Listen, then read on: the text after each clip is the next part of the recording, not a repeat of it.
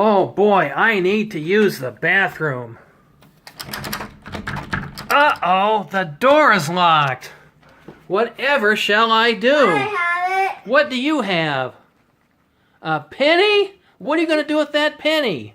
Unlock the door. No way. Is that how weak that lock is? You can unlock it with a penny? I gotta see this. Whoops. Well, are you sure you can unlock that with a penny? Mm-hmm. Oh, look at that. Oh, man. Okay.